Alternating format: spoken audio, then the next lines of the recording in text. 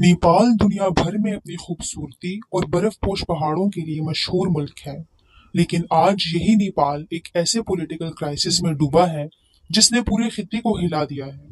सवाल ये है कि आखिर नेपाल में ऐसा क्या हुआ कि नौजवान नस्ल, खास तौर पर जेन ज़ी, अपनी स्कूल की यूनिफॉर्म में सड़कों पर निकल आई? क्या ये सब सिर्फ सोशल मीडिया बैन की वजह से हुआ, या इसके पीछे एक और बड़ी कहानी छुपी है, करप्शन और नेपोटिज्म की? ये सब शुरू हुआ एक ट्रेंड से जिसका नाम था नेपो किड्स। नेपाल में कुछ महीनों से नौजवान सोशल मीडिया पर वीडियोस शेयर कर रहे थे, और इन वीडियोस में दिखाया जा रहा था कि किस तरह पॉलिटिशियंस के बेटे और बेटियां लग्जरी लाइफ गुजार रहे हैं, गुची शूज, एक्सपेंसिव कार और फॉरेन यूनिवर्सिटीज में पढ़ाई कर रहे हैं।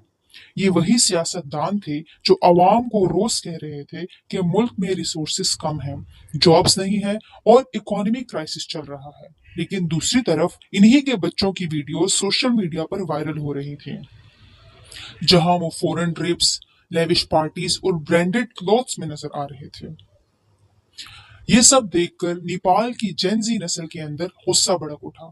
वो कहने लगे कि हमारे पास जॉब्स नहीं, हमारे पास खाने के पैसे नहीं, और हमारे ही टैक्सेस से ये लोग अपनी लग्जरी लाइफ गुजार रहे हैं।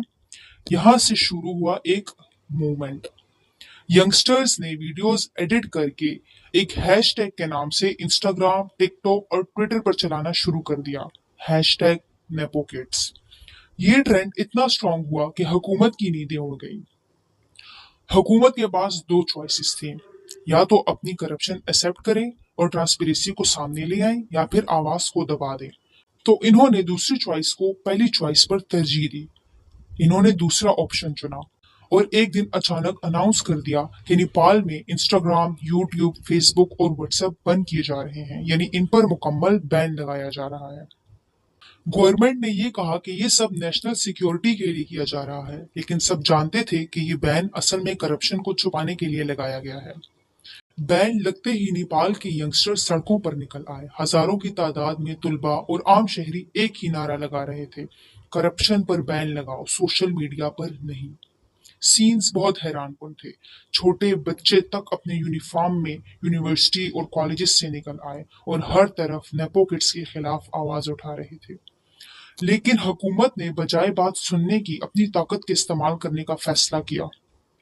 पुलिस को भेजा गया, लाठी चार्ज, टीयर गैस और फिर रबर बुलेट, और जैसे जैसे प्रोटेस्ट बढ़ता गया हुकूमत ने फौज को बुलाया, और फिर वही हुआ जिसका सबको खौफ था।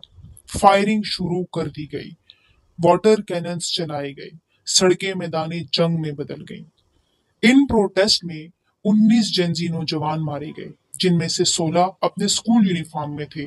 ये वो लम्हा था जो पूरे मुल्क में शॉक वेव दौड़ गई। यंगस्टर की शहादत ने प्रोटेस्ट को दबाने की बजाय मजीद स्ट्रॉन्ग कर दिया। क्राउड और बड़े हो गए, स्लोगन्स और तेज हो गए। बिल आखिर हुकूमत झुक गई, सोशल मीडिया बैन हटा दिया गया। मिनिस्टर्स ऑफ होम अफेयर्स ने इस्तीफा दे दिया। प्राइम मिनिस्टर के पी शर्मा को भी रिजाइन करना पड़ा। अब यहाँ एक चीज क्लियर कर लें, ये मूवमेंट सिर्फ सोशल मीडिया बैन की वजह से नहीं था। ये बैन तो सिर्फ एक आखिरी स्पार्क था। असल वजह थी करप्शन और नेपोटिज्म। सालों से एक ऐसा सिस्टम बनाया गया था कि मुल्क के रिसोर्सेज लूटो, पैसा बाहर ले जाओ और अपनी फैमिलीज को फॉरेन यूनिवर्सिटीज में लग्जरी लाइफ दो। जब जेनजी ने इसे एक्सपोज किया तो हुकूमत ने आवाज दबाने की कोशिश की, लेकिन आवाज दबाने से आवाज और तेज हो गई। आज नेपाल एक बड़े सवाल के सामने खड़ा है। अब आगे क्या होगा? क्या कोई नया लीडर इमर्ज करेगा, या फिर मुल्क दोबारा मोनार्ची के रास्ते पर जाएगा? क्या ये मूवमेंट सिर्फ प्रोटेस्ट तक महदूद रहेगी, या वाकई नेपाल का सिस्टम बदल देगी? अब यहाँ एक और सवाल है, अगर यही नेपो किड्स ट्रेंड पाकिस्तान या किसी और बड़े मुल्क में शुरू हो जाए तो कितनी गवर्नमेंट्स हिल जाएंगी? फिलहाल एक बात तो तय है, नेपाल के जेनजी ने साबित कर दिया कि वो खामोश नहीं बैठेंगे। इन्होंने जान दे दी, लेकिन सिस्टम को चैलेंज किया। ये आखिर तारीख में लिखा जाएगा। नेपाल की जेनजी ने अपनी नस्ल के लिए एक नई तारीख रकम कर दी।